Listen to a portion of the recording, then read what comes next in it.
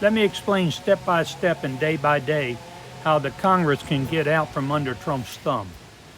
I'll concentrate on the House of Representatives, but the same procedure applies to the Senate.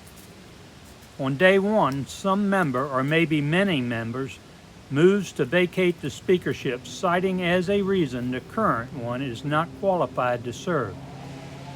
Personally, I would like to see Nancy Pelosi start the ball rolling because it just seems so right that this would be her swan song. Article 1, Section 5 says each House may determine the rules of its proceedings. With that in mind, the House should proceed to weed out those members who are not qualified to serve because they are prohibited by Article 3 of the 14th Amendment. On January 13, 2021, by majority vote, the House of Representatives declared that Trump incited an insurrection. Each member of both houses personally experienced the insurrection and are familiar with Trump's involvement. The congressional record discloses those members of the House of Representatives and the Senate who voted against impeachment. Therefore, the identity of those members whose qualification is in question are known, and those members are not allowed to vote on their qualifications. Since the House of Representatives are free to determine the rules of their proceedings, these members whose qualifications are not in question should elect to follow the procedure outlined in the Powell v. McCormick Supreme Court decision. That decision allows the qualified members to tell the clerk to take a long lunch while they vote on disqualifying the 197 members who voted against impeachment.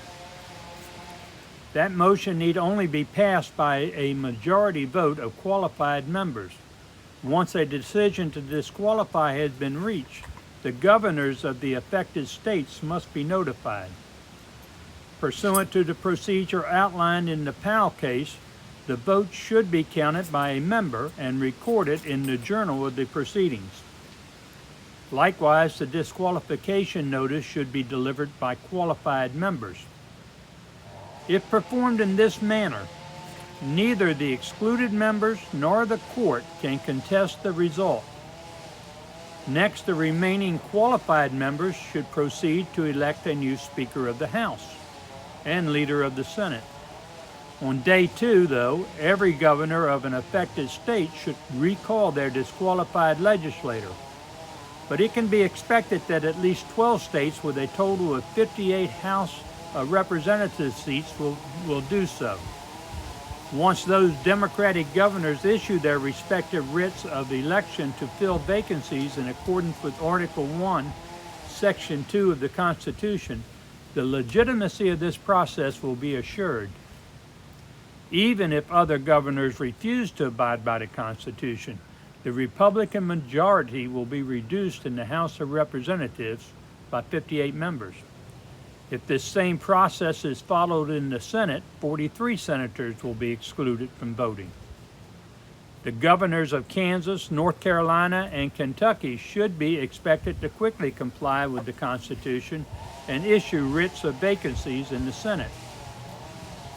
By day 3, whether the writs of vacancies are timely issued or not, the House of Representatives and Senate can proceed with the government's business. By the third day, it can be expected that the Republicans basking in leisure back home will be desperately searching for transportation back to Washington. Their return should be of little import.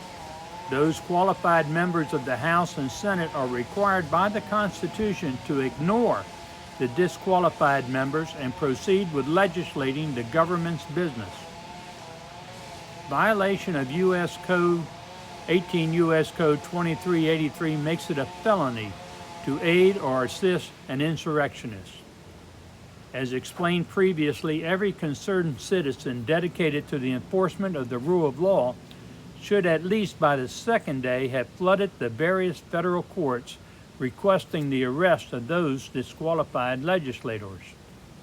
TSA agents are required to check the passenger list against the criminally wanted list. Pursuant to Article 1, Section 6 of the Constitution, those legislators are not protected from arrest. Those returning legislators should be presented with their arrest warrants upon arrival at the airport.